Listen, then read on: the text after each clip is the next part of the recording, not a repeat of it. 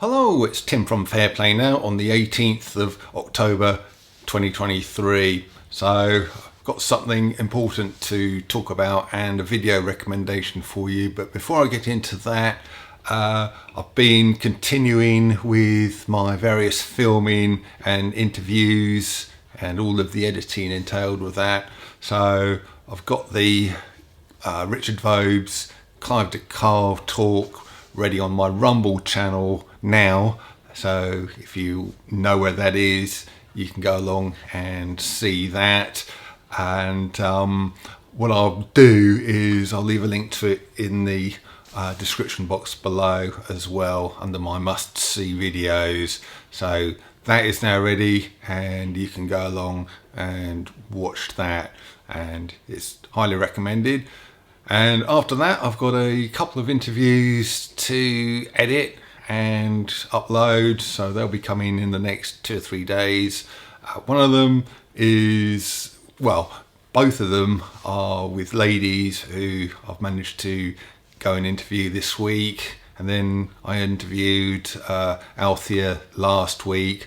So before these 3 interviews, it was a little bit kind of lopsided in favour of guys who I've interviewed. So by the time I've got all 3 of these ladies, their interviews uploaded, it will hopefully redress the balance and it will give a little bit of female perspective on, you know, the events of the last few years.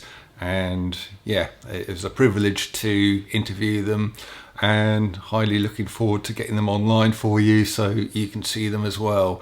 Now, some of these interviewees have got products and services that they're selling as well, and when I do these interviews, it doesn't necessarily mean that I'm endorsing their products and their services. If you're interested in them, you still have to do your own due diligence on that.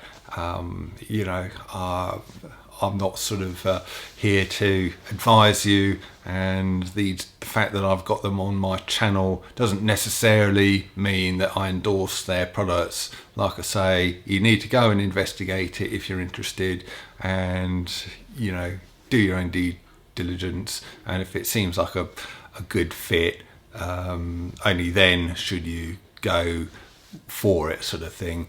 But all of these people are awake people, and they all seem to be offering what looks to me like valuable resources. So, you know, if you want to build up a little bit of an arsenal of help should you need it as far as health is concerned, it's nice to know that you'll be dealing with awake people. So with that out of the way, let's get on with what I want to talk about in this video recommendation. So a few years ago, I watched this YouTube documentary, and basically it was about a fireman who was present on 9/11 with the Twin Towers. He was one of them who responded to that and went up and sort of did his best to try and help with the situation. And he was telling the harrowing story of what he saw that day and what happened. He obviously managed to escape very, very narrowly with his life, and then he was telling how obviously many of his colleagues didn't do so, and it was a very, very sad documentary.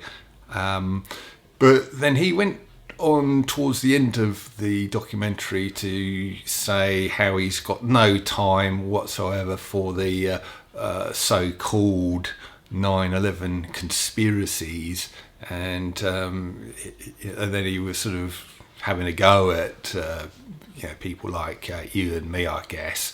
And he was saying, oh yeah, one of the things they come out with, these conspiracy theorists, is whole building 7 thing, the 3rd building that collapsed seemingly for no reason. And then he offered this explanation, which at the time sounded reasonably credible to me. He was saying, well, yeah, the real story behind Building 7 is that it had a rather unusual construction.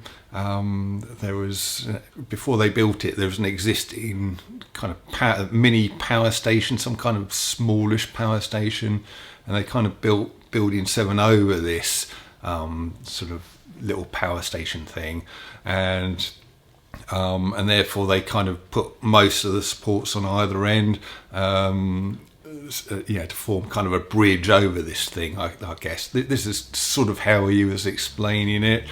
And then he said that when the towers collapsed, one of the sides of Building 7 was sort of sheared off, or at least heavily damaged, and that's what caused it to collapse. So that was kind of his story, which at the time I watched the video, the documentary. It sounded fair. Well, it sounded a bit fishy to me, but also, sort of mostly credible. But this video I'm going to recommend today actually shows Building 7 collapsing and the clarity of the footage that they've got is pretty good. And I'm sure you've seen the footage, but when you look at it just before it's collapsing and as it's just starting to collapse, you can see one end of it in pretty good detail, and it looks to me like it's totally undamaged. And then the other side, it's kind of round the corner a bit, so you can't see it quite as well, but what you can see also looks pretty undamaged as well. But also, as you know, the whole building kind of came down evenly, like a controlled demolition. And I'd have thought if what this bloke was saying was right, and it had sort of been heavily damaged on one side and it had lost its structural integrity, it wouldn't have come down evenly. It would have come down on that side, and come down, kind of crookedly like that. So that is my feelings on that. And, and I've got no doubt that the guy had it was a horrible time on the day and suffered greatly and did a heroic job on the day. I'm not questioning that at all, but what I am questioning is his account of the whole Building 7 thing. But anyway, this video, it's about 20 minutes long, and my understanding of it is that it was made by someone who's a comedian at the moment, I believe, but he's done some good quality journalism into the whole 9/11 thing, and he's interviewing again someone who was in the New York Fire Department, I believe, and he was sort of talking about how this fireman guy, he was talking about how he totally believed the mainstream narrative for the whole 10 years after the events happened, but he's now come around to our way of thinking after sort of looking into things and being told about things and being showed things, and then this comedian guy has sort of filmed him and also got lots of footage and commentary around it as well. And yeah, it is really, really interesting to watch. Like I say, it only appears to be 20 minutes long. Not sure if it's like a trailer for a longer film or what. I've watched about the first 10 minutes of it, and I've got to watch the next, or the last 10 minutes of it as well. But I thought I'd just make this video because it's coming up for my normal time for uploading videos. And I think this video could well be a highly worthwhile one to watch and to share. Next time you're sort of talking to someone about 9/11 and how you think the way we do about that particular event, and they kind of say, oh, you're crazy, you're mad, mate.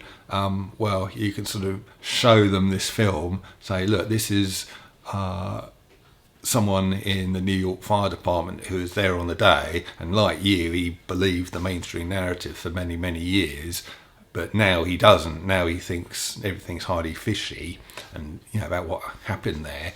So that might help sort of turn around a few of your friends and relatives who at the moment doubt you on these kind of things.